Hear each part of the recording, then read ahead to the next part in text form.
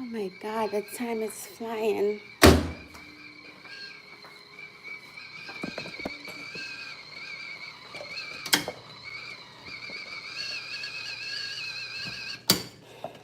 Come back. Ooh, oh wow, excuse me.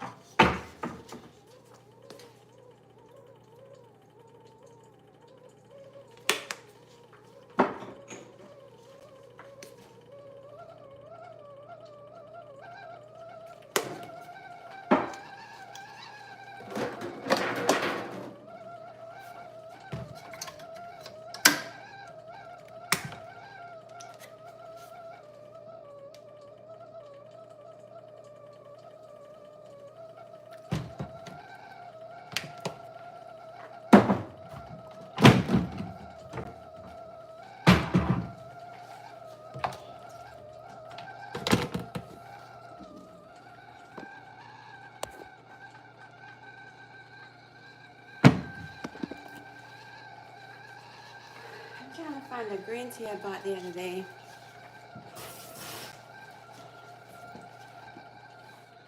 I did buy some green tea the other day.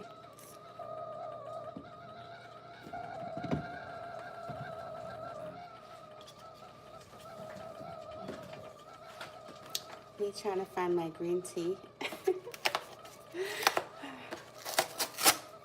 Oh Jesus, I can't believe how the time is going for me today.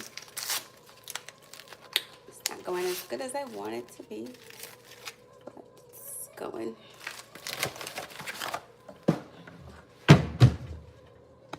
Yep, it's going.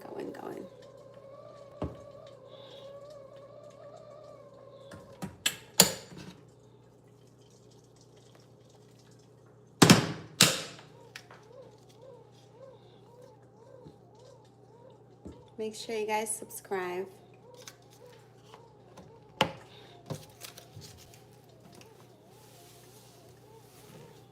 Hi, Hakim. Hello.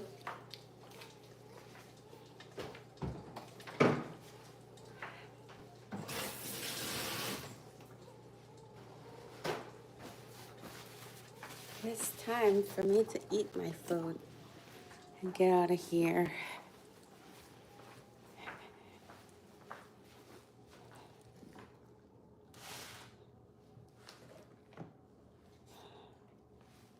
I hate when I close it because I feel like I don't feel like I'm being responsible when I close my computer down like that.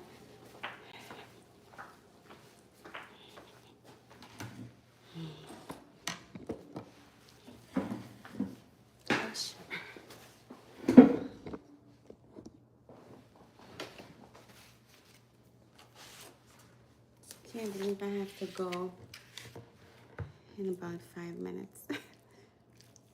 Well, when I come back, I'll eat my food then.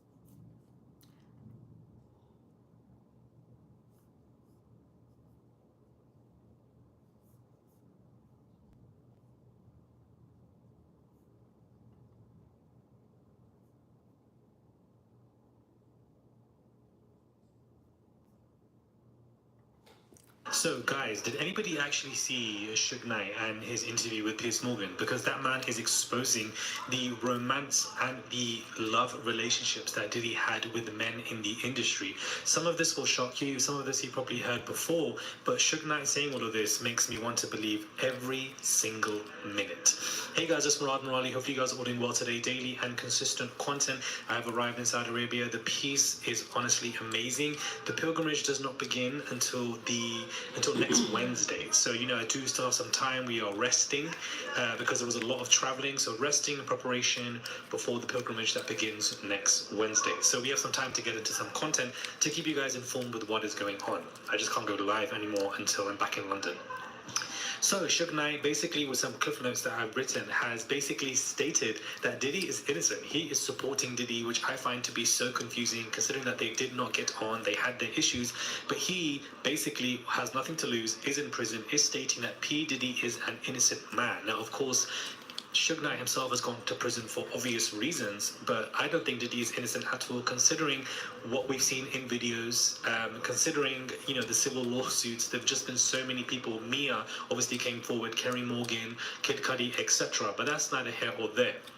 What if your website's success was only limited by one single thing? Privacy regulations.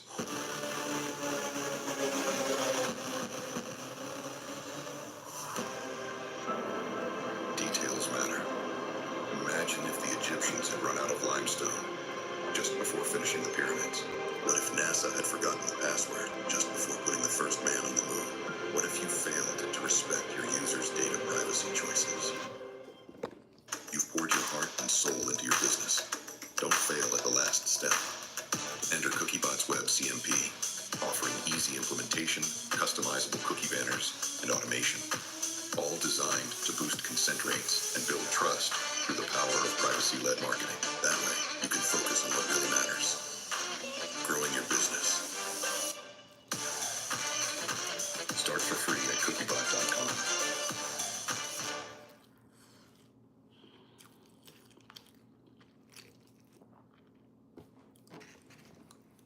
Are you looking to start your own business? Well, look no further than busy.com. Right now, we'll complete your LLC filing.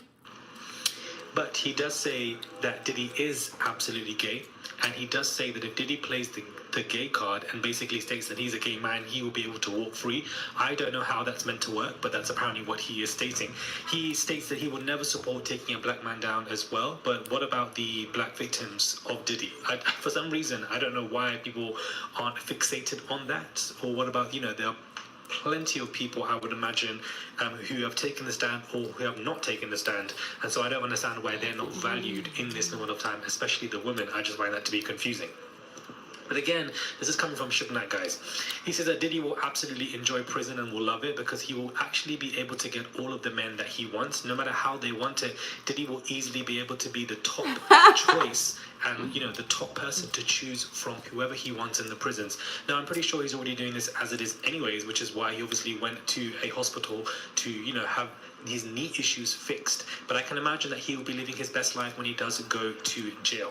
Not only that, but he sticks it on Jimmy Iovine, saying that Interscope, Jimmy Iovine, not Diddy, paid for the settlement when it comes to Capricorn, and that Jimmy personally paid $1 million to Capricorn Clark to tell her to not make Diddy's life bad. Again, there were obviously documents showing that Interscope paid for stuff, and via Interscope, it probably was Jimmy. This is what I'm here for when it comes to Suge, is that I feel like he puts pressure on the executives above Diddy, which I think is also extremely important and something that I don't think anybody is doing. When we are looking at the Diddy trial, it's not just Diddy. Diddy is just one person under the oligarch network that obviously connects Epstein as well, and I would have hoped that people above Diddy would have been mentioned, and I'm glad that Suge Knight is applying pressure to these people. He also states that Capricorn Clark was beaten badly by Diddy, but something else is actually motivating her to testify against Diddy and expose. It's not really her own, abuse and what she went through with this man.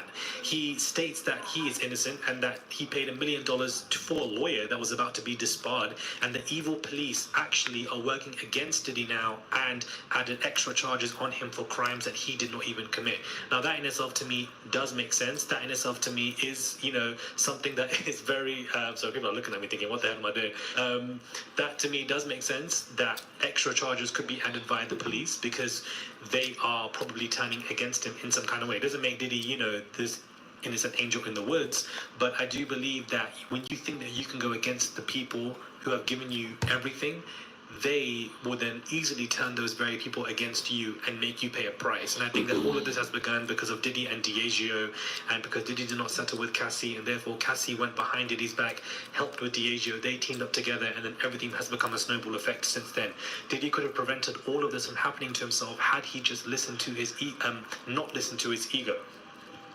He also actually states that Diddy and Ray J were actually very passionate lovers, and that this was a big industry secret. Now, for Suge Knight to know this when he's been in prison for a very long time, for the majority of time that Ray J has even been famous or known to people, to me it speaks words that, you know, clearly the prison secrets definitely are completely intertwined with Hollywood secrets as well, and that everybody is basically saying the same stuff. Now, this would make sense as to why Ray J probably got beaten or attempted to by Diddy's children, but also for the fact that Ray J now has gone on this campaign.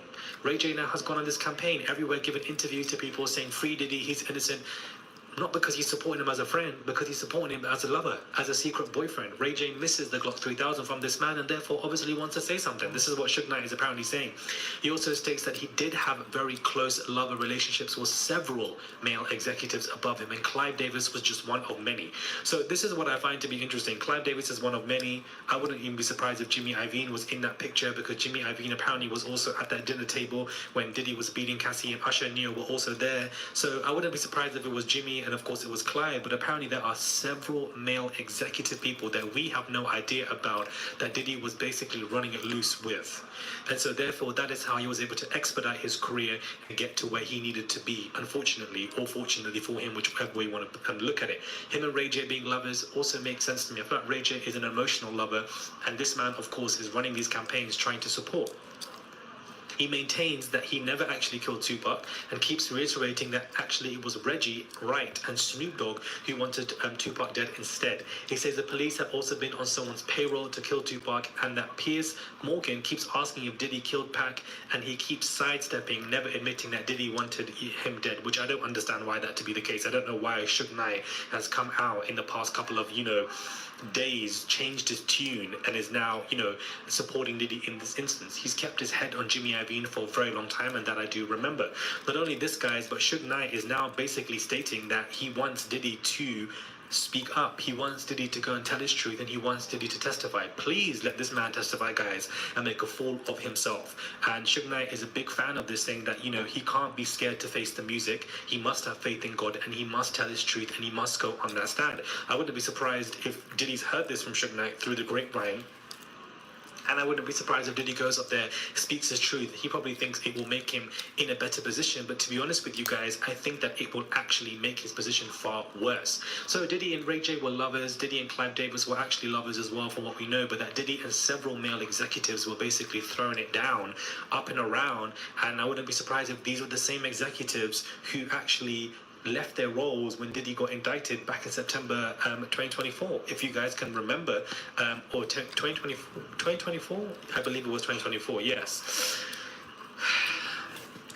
I can't believe he's saying that Diddy's innocent. I want to know what your thoughts are on that specifically, because I don't understand as to what I don't know why he's turned on him like that. But of course, I like what Suge Knight is saying to an extent, because he's trying to expose the people above Diddy. He's talking about the police connections. He's talking about Clive. He's talking about Jimmy Iovine. He's talking about other male executives. Also talking about several industry male lovers, and for why they obviously have supported them or been quiet as well.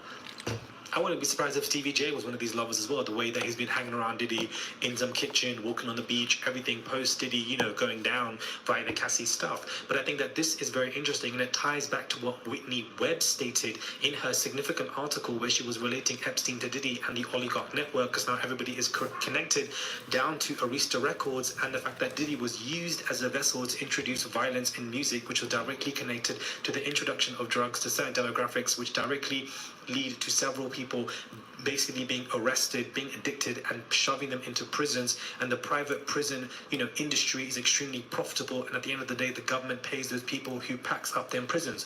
All of this is related, down to the police, down to the male executives like Clive Davis, and down to Jimmy Iovine, these music record labels, down to everything. It's all connected in a big oligarch network. And I think that what Suge Knight is saying here is encouraging us to I'll be think of back things in a later. wider perspective, looking at it as a spider web